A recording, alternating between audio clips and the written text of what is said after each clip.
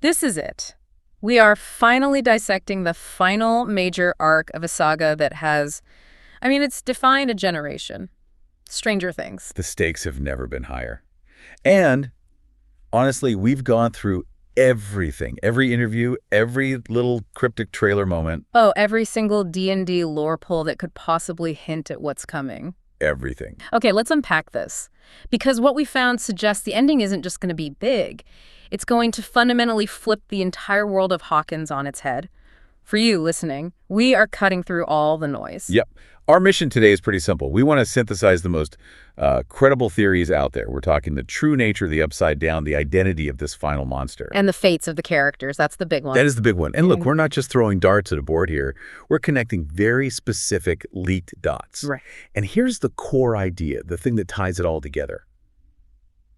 Everything we thought we knew about the Upside Down is fundamentally wrong. It's not just some stagnant parallel dimension that Vecna just happened to find. No, it is something far more chilling, far more intentional, a structure built for a purpose. And that's exactly where we dive in. This idea that the reality they've been fighting might not be, real at all. Dustin hinted at it, right? That the Upside Down isn't what they believe. Exactly. And the theory that's really gaining traction is that it's not a separate dimension that just popped into existence. It's a structure built around them. Like a cage. Essentially, yes. A cage. Yeah. And there's physical evidence. Think about that strange, enormous wall that appeared. The 111 couldn't break. Where their cars were trapped, just frozen in time. Right. And this is where it gets really terrifying.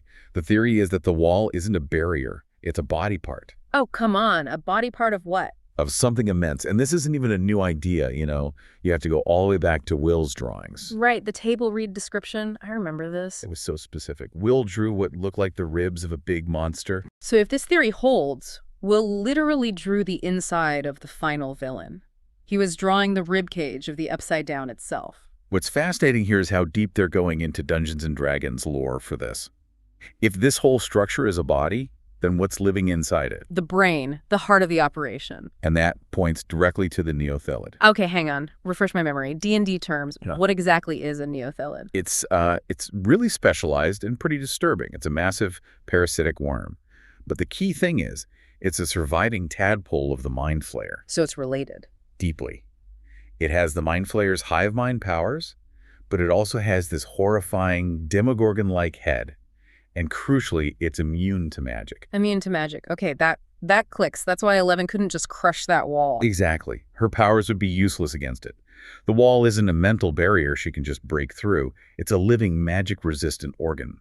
This thing, whether it's the Neothelid or maybe a Thessalhydra, seems to be the true physical threat. So if that's this colossal creature whose body literally is the Upside Down, we have to talk about the how. How does something that big get from there to here? It's a mechanism of invasion, and it takes us right back to high school physics. Mr. Clark. Mr. Clark and the Einstein-Rosen bridge. The wormhole, the shortcut through space. Right. The Demogorgon gates were just tiny little pinpricks.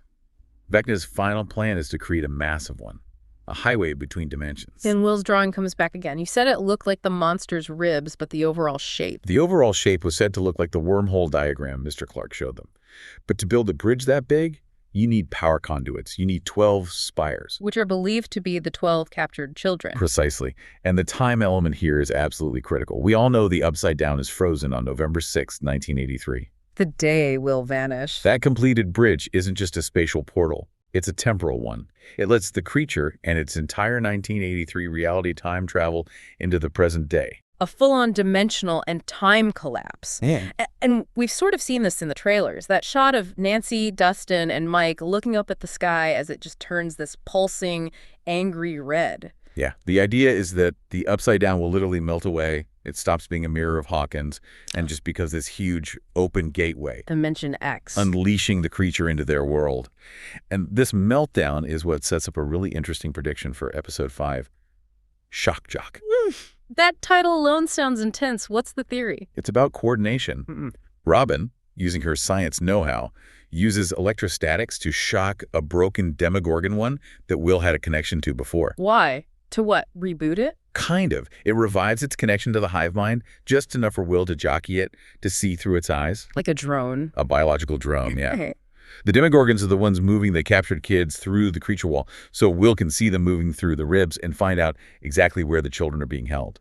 It's teamwork, but using Will's trauma as a tool. That's Yeah. dark. But it really cements his role, which brings us to the most controversial theory of all. Ooh, this was a big one. That Will Byers is the central villain, or at least the Will we see isn't the real Will. And it raises the question, why him? Why is he so uniquely connected to all of this? And there are, like, 3 major pieces of evidence that point to him being more than just a victim. Okay, lay it on me. The case for evil Will. First, the Upside Down froze on the exact day he disappeared. That's too much of a coincidence.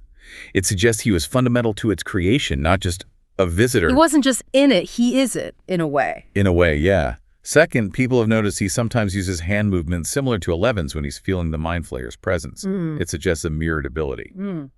And third, the most damning piece of dialogue we have is from Vecna himself. He tells Will, "You were the first and you broke so easily." That is massive. That means Will wasn't random. He was chosen. He was patient zero. He was the test subject, the key Henry Creel used to open the first door. And this all ties into Vecna's ultimate goal. The Upside Down is basically Henry's memory palace, built from his pain. His goal is to make that memory world our reality. Like the infinite Tsukuyomi from Naruto.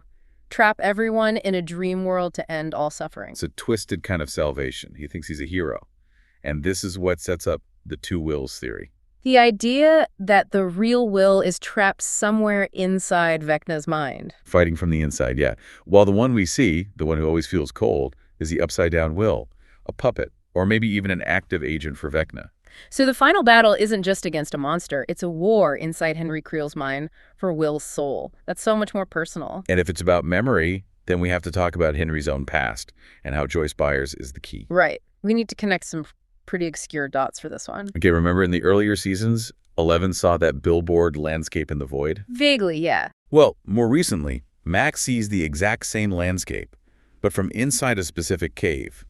And then Holy Creel finds Henry's old Boy Scout box. Inside, there's a telescope. And when she looks through it. With the cover still on, the shape she sees is the exact shape of that cave opening. It's a direct link. Henry was in that cave, he saw that view. And the lore from the first Shadow Play says that's where the Mind Flayer first got to him. It's the site of his original trauma. That's why he broke down crying when Max went in there. It's his ground zero. So how does Joyce fit into this? She wasn't there. But she was in his life before all of that. Sources point to them working together on a school play that Henry directed. They have a shared innocent past. And this leads to the biggest, most out there theory, doesn't it? The Will William theory. It does. The idea that Will's full name, William, might have been given by Henry, suggesting Henry is Will's biological father. Whoa, okay, that's a huge leap. What's the evidence for that beyond them knowing each other in high school? It all comes down to Vecna's behavior. He is absolutely brutal with everyone. He murders, he maims. But when he confronts Joyce, what does he do? He just pushes her aside. He never goes for the kill. Never. It suggests a deep, subconscious reluctance to hurt her. And if this theory is true, the key to winning isn't 11's powers, it's Joyce. Joyce remembering a song Henry liked from their past, something only she would know. Using a memory to break through the monster, like with Max. Exactly, which means they have to keep the emotional players on the board. Which brings us to character fates, who lives and who dies. Let's start with the bad news, the unsafe list. Lucas is very high on that list. The actor himself said his finale was different. That usually means sacrifice. And if Lucas goes, Erica's going to be devastated. Jonathan's also in big trouble. There's a theory about a possession scene in episode 6 where Nancy has to use his favorite cassette tape and his ring to try and save him. A really heartbreaking moment that might not be enough to save him in the end. And of course, the biggest potential sacrifices are Will and 11 themselves. But there is some good news, right? There's plot armor. Thank goodness, yes. Mike is 100% safe. He's the anchor for both Will and 11. Their love for him, and Nancy being his sister, makes him untouchable. And what about Steve? Everyone is always worried about Steve. The Duffer Brothers dropping his Funko Pop was a hint he'd have a big fall but not die. And we have proof from a trailer leak. Will yells, "Steve, run," while Steve is on a tower with the creature approaching. He's alive late in the game. Okay, that's a relief. Dustin and Hopper are also safe. There's an alleged leaked photo of them, plus Mike and Steve at a graduation years later. Dustin even has an Eddie Munson tribute tattoo. they make it. So we have our survivors. Now for the final move, the team up, the D&D critical hit. Right. The creature might be immune to magic, but Henry Creel's mind is not. In D&D, a critical hit is rolling at 20. Maximum damage. And the theory is the kids' numbers have to add up to 20. 11 is 11, obviously. Kali is 8. That gets us to 19. So close. We need one more. It has to be Will. It has to be Will. He's the original connection, the one who can tap into the hive mind. He is the one that completes the equation. 11 plus 8 plus 1 equals 20. The critical hit. His role isn't just to be a victim. It's to be the psychic key that lets them bypass the creature and land the final mental blow on Henry. That is an incredible tapestry of theories connecting everything from physics to D&D math. So we're left with two main possibilities. Either the Upside Down shatters completely and unleashes this physical, cosmic horror. The giant Neothelid from Dimension X. Or the final battle is an internal one. A memory war inside Henry Creel's mind for the soul of Will Byers, with Joyce as the key. So what did this all mean for you watching at home? It means the evil isn't just some monster. It's deeply personal. It's born from trauma. And the solution will have to be about memory and connection, not just power. Which leaves us with one final provocative thought for you to chew on. If the entire Upside Down is just a world made from Henry Creel's worst memory, the cave where he was flayed, then what does that imply about the Mind Flayer itself? Was it ever a real separate entity? Or was it just a manifestation of Henry's own fear and loneliness given terrifying shape by his powers? Something truly strange to think about while we wait for it all to come crashing down.